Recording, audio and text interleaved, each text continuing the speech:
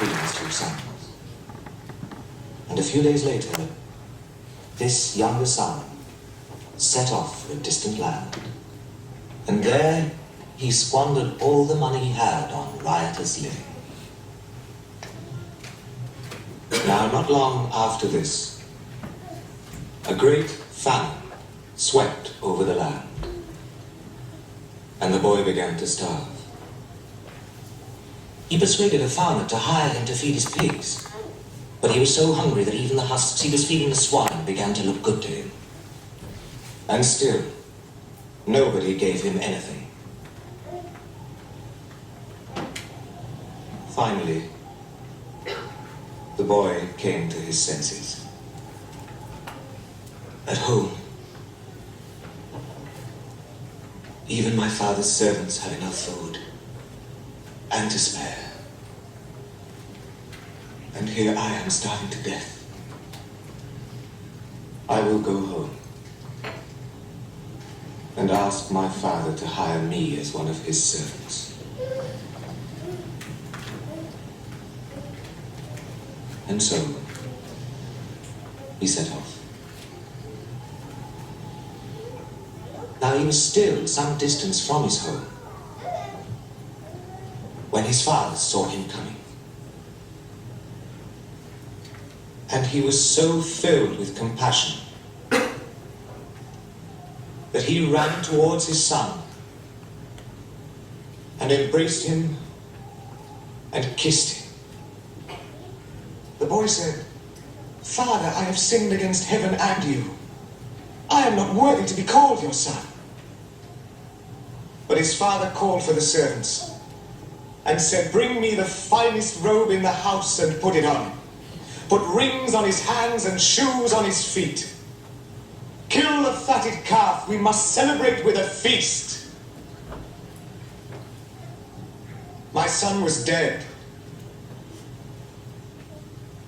and is alive again.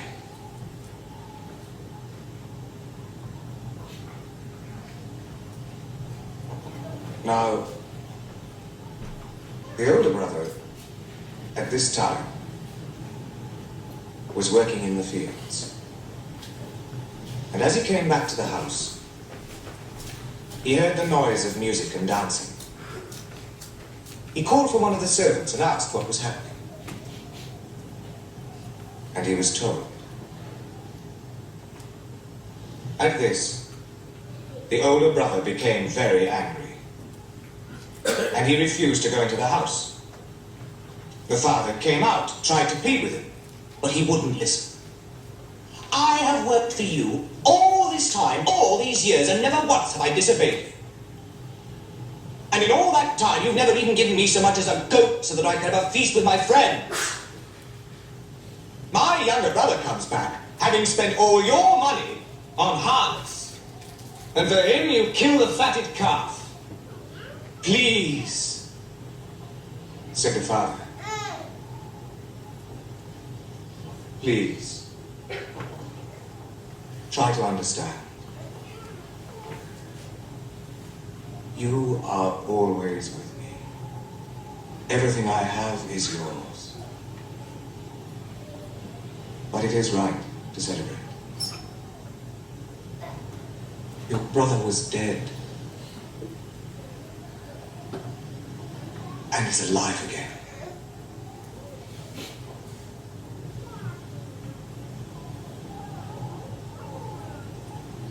He was lost and is found."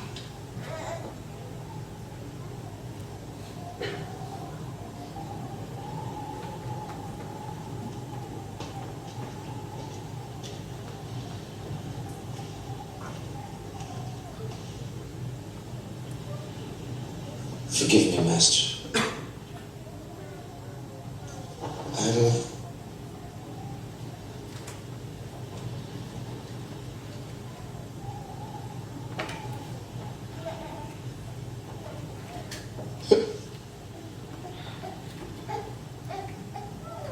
Just a stupid man.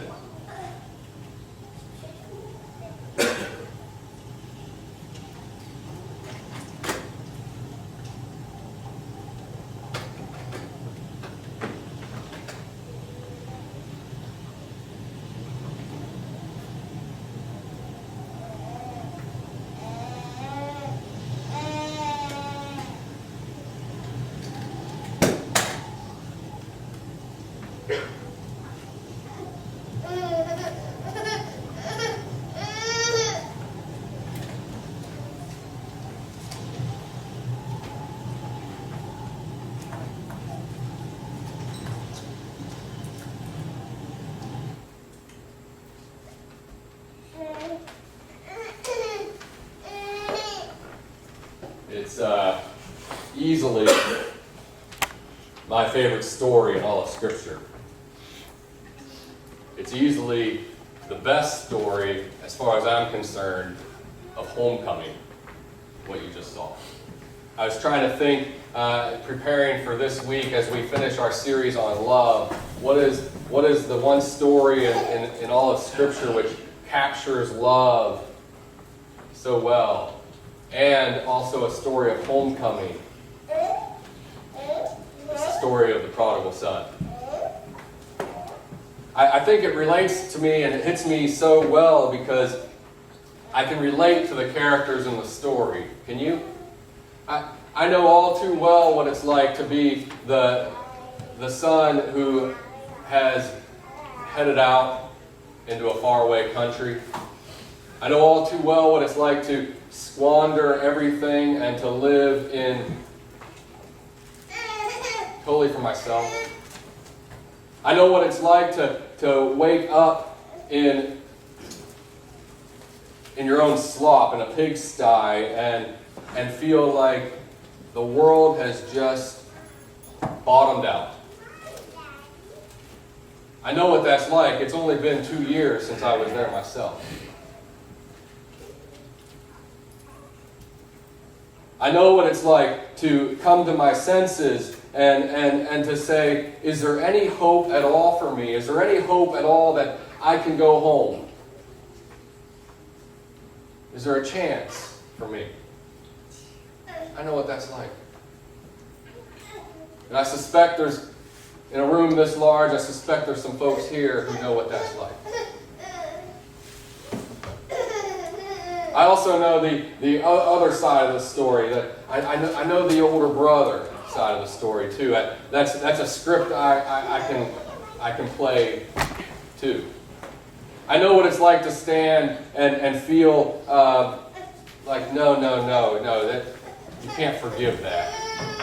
I know what it's like to look at someone and say, not until they do this, and this, then we'll accept them. Then we'll bring them to the party. I know what it's like to stand in judgment over others, and I know what it's like to look at God and say, God, how can you forgive that? How can you bless that? How can they be allowed into the party, God? And I suspect in a room this large that there are some here who have felt that too, who have been the older brother. But neither one of those are the main points of what I want to talk to you about today. In the brief time we have, the story that's most compelling to me on the screen behind me. This, by the way, is Rembrandt's painting, The Return of the Prodigal Son. It was painted near the end of his life in the late 1600s. Perhaps probably his most famous painting. But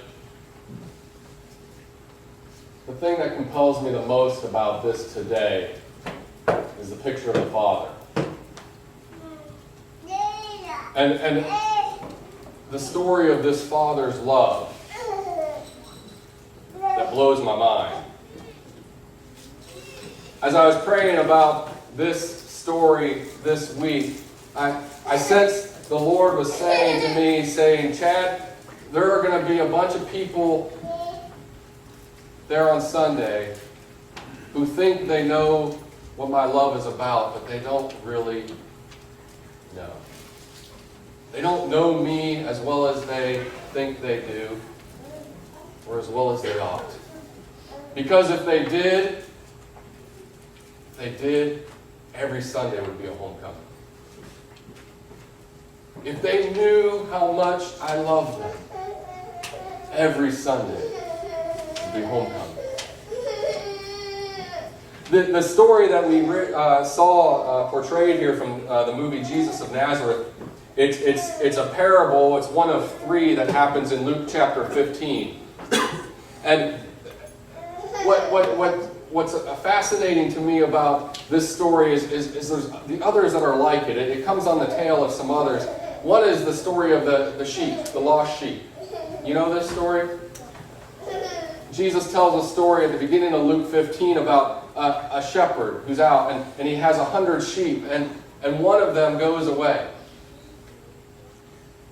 And what's amazing about this story that I want you to hear today is Jesus says, now what one of you wouldn't leave the 99 to go after the one? What Jesus wants us to see is that none of us would, if we're honest. None of us would leave the 99 that are already safe, that we already have, that we're secure with them, to go off to find one lousy sheep who's gone off and just been maybe stupid and has gone off and gotten tangled up somewhere. He's probably dead anyways. We wouldn't leave the 99 to go after the one, and that's Jesus' point. But yet he has this beautiful sense of just being somewhat naive in a way that we're not all like that. Which one of you wouldn't leave the 99 to go find that one? Well, Jesus, I wouldn't. And he turns it on us and says, your Father would. Your Father would. He's not content with just the 99. He's not content with the 100 or so folks we have in here today. He would say, y'all got this. I'm going to go out and find that one in the ditch. I'm going to go there's one more out there that needs to come home yet. There's one more that needs to come to the party. There's one more. Just one more. There's one more that needs to come home. Because that's what the Father's like. In Matthew chapter 20, there's this other story about this land manager, and he has a vineyard, and he goes out, and he brings some workers in to work it at the beginning of the day, and he promises them a day's wage. And so they come and they work. Well, while they're working, he goes out and he finds some other people milling around, and he says, hey, why don't you come to my vineyard as well and work? And so throughout the day, at lunch and in the afternoon and even in the evening, new workers come in to begin working. And then the end of the day comes and this manager says, hey, come on over here. I'm going to pay you your wages. And you know where he begins? He begins with the ones who just came in 30 minutes ago. They worked just 30 minutes. And he hands them a full day's wage. Now, if Jesus were thinking maybe like you and I would think, he would have brought the ones who started first, right? And he would have paid them what they're due so that they could go away before he got to the end so that he wouldn't cause a fuss. But that's not how this Father works. This land manager brings in the people who started last, gives them their day's wage in front of everyone, and then he gives them the exact same. But here's what's amazing again about this story. The land manager seems astonished that everyone doesn't rejoice in his generosity. The ones who've been there all day, they complain. They say, hey, we've been here all day. Why are they getting the same as we are, who just got here a half hour ago? And the land manager says, I gave you what I promised you. Would you begrudge me my generosity? He seems bewildered by the fact that there's not just a big party that jumps up and says, our manager is one of the most generous, gracious people ever. But instead, they argue and they complain about others getting. Aren't we like that?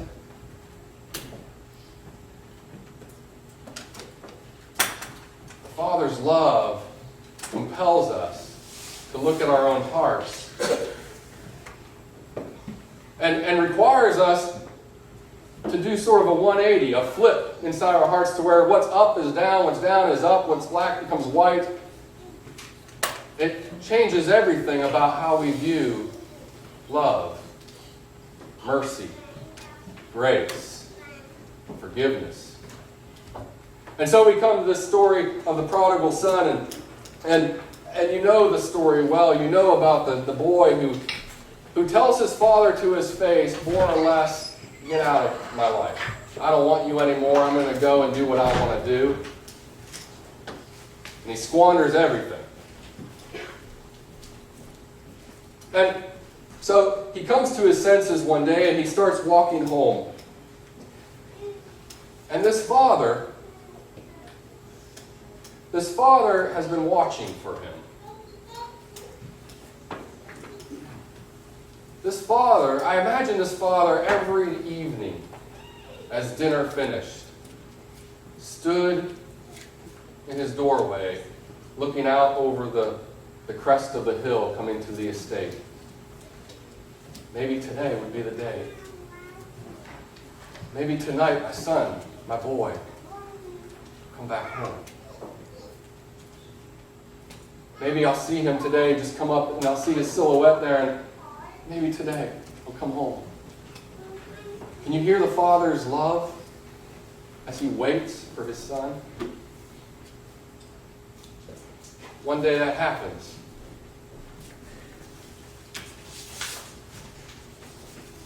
The son comes up over the hill and he sees him, and the father does something unconventional. He runs.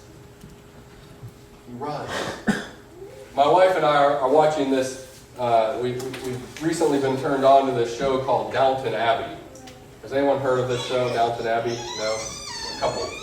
It's a period piece set in England in World War I, and it's a very, very rich and posh family who they do everything properly, and they have their servants, and they have and it's a British royal estate, so to speak, and the men in that show, if you're a rich landowner like that in that day, there's certain things you do and certain things you don't do, and for instance, one of the things you don't do as the lord of the house is you don't put your own shoes on. I mean, that's beneath you. You have a servant that would do that, and so there's all these customs and things that they made. Well, in Jesus' day, it wasn't much different. There was certain customs that you had, and one of those was men don't run. You don't see a rich man running down the street. I want you to imagine with me, picture with me this father in his robe, his gown, sees his son coming up over the hill, lifts his skirt up, his robe, maybe kicks his shoes off and just goes darting down the road. I don't care who sees me. I don't care what you think about me. I don't care. My son is coming. I see my boy up there. I'm going to chase him down. And he goes running down the street with his robe up around his waist, not caring who sees him, because his boy's coming home. But it doesn't stop there. He gets to his son and he grabs him. And now the boy has had this script in his head. I'm going to come home and I'm going to repent. My father has servants who are eating and living better than me. Maybe I can go and maybe I can beg him to be his servant, his slave. Maybe he'll let me do that. The son realized something we all need to know. And that is, when you come home to the Father, you got to come home with nothing. When you come to the only thing the Father wants is your nothingness. So the son says, I'm nothing. I'll go home and beg. I'm no longer worthy to be your son. Treat me as one of your servants. And no sooner than he can begin to get those words out of his mouth that the father wraps him in an embrace and gives him a kiss.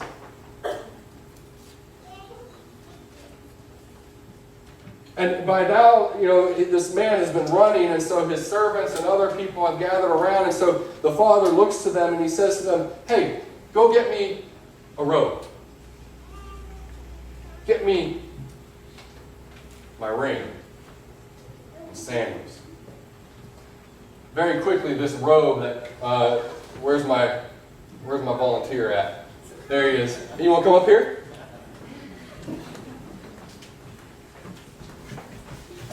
Where's the stuff?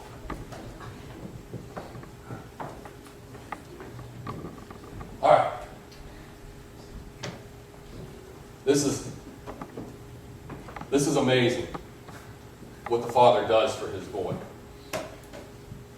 The boy can no sooner get out the words, "Father, forgive me." The Father says, "Here, let me put this robe on you." The robe in Jesus' day, it signifies protection. It's his coat of arms, so to speak. The robe is, this boy is my boy. He's under my protection now, with my robe on. And then he says, "Get the ring," and sorry again. He says, "Get the ring and put it on his finger." The ring, a sign of honor and authority. You perhaps have learned about how there was a day when you didn't have a debit card and a credit card, and you didn't even sign your name. You had a ring. It was the family crest, the signet ring of your family. And that ring, if you were to go into Lowe's in the first century to buy a sink, you would go in with your ring, and they'd say, "Okay, sign your name," and you would put the seal of your family from the ring on that piece of paper, and it's yours. This father says, "Get me the ring and put it on my son's hand." Now, you can begin to see why the older brother is beginning to worry here. This son has just gone off and squandered his whole inheritance. Everything.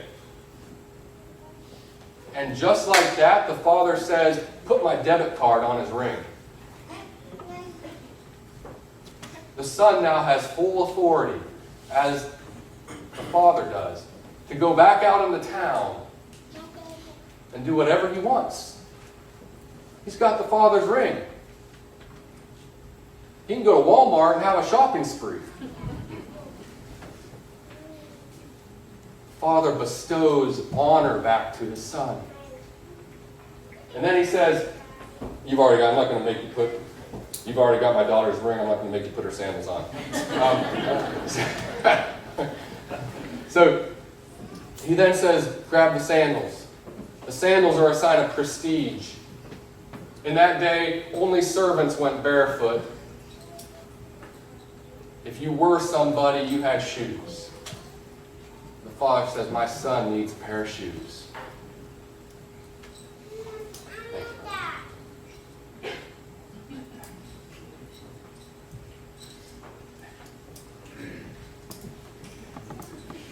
With a robe, with a ring, and with sandals, this father throws convention on its head and says, this son who squandered and wasted everything, immediately upon his return home, I'm bestowing upon him honor, authority, and prestige.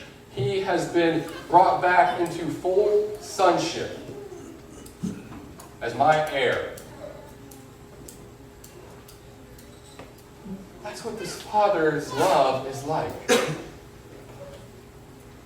This father loves you and I so much that all he wants is for us to come to him with nothing in our hands and say, I've really messed up, Dad.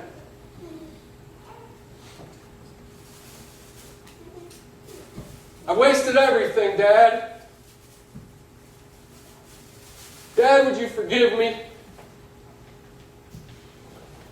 And no sooner than you can get the words out of your mouth, you've got a robe around you, a ring on your finger, and shoes on your feet.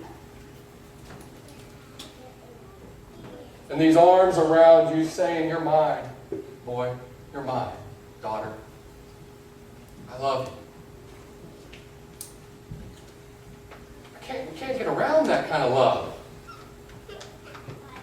And it's why I think that God is saying to us today, if you knew how much I loved you, homecoming would be every single day.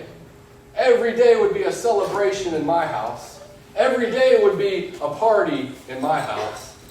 Every day would be full of thanksgiving and gladness because I have unlimited supply to meet your every need if you would only come and ask. I can't get my head around that. When I came to my senses about 2 years ago, I'm going to finish with this story. I was in a chapel that looked a lot like this, and I was on the floor crying because I had come undone in my own sin. God revealed to me the massive quantity of my sin and how far into the far country I had gone. I was among the pigs. Some of you who were here on my first Sunday heard my testimony, and you know a little of what I'm speaking about. It's much worse than what I shared, but what this boy did, he and I would have been buddies. And so here I was with a broken marriage, a broken family, a life in the pits of hell. And here I was on the floor looking at all my sin before me. And I came to my senses. And I recognized my Father is calling me home. He wants me home. I can go to him. And as I made that first step, as everyone needs to do on their way home, my heart opened up and I realized the great pain that I had caused so many people in my life. The great pain I had caused particularly my wife. And I remember falling down on my knees in front of the cross that was there, and I said, God,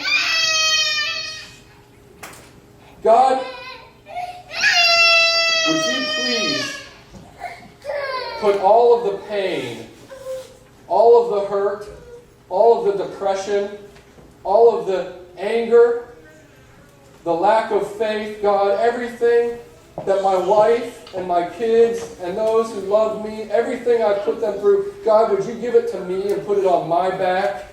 God, would you allow me to go through the rest of my life with their pain because they don't deserve it, God. I do. I'm the one who's wasted everything, God.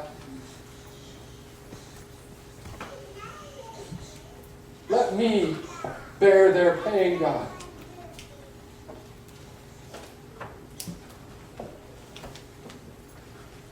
And God said to me in that moment, Chad, I already did. I already bore it for you. I already bore it for her. I already bore the pain of all the world if they would just come to me with nothing. I want to bestow upon them everything.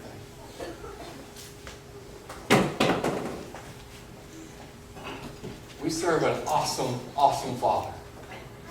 A Father whose love is bigger than you and I can ever get our heads or our hearts around. The best I can do is show up here and give Him my worship, to give Him my gratitude, to give Him my life. He wants you home today. He wants to throw a big party for you. That's what God does. This God says, I got a celebration for you, and we're going to party. Won't you just come? Don't begrudge me my generosity. Let me flood you with everything you need. In a moment here, we're going to go out and eat. We're going to go party. We're going to go eat. Our kids are excited. I'm excited. As Amy and Louise come to sing for us,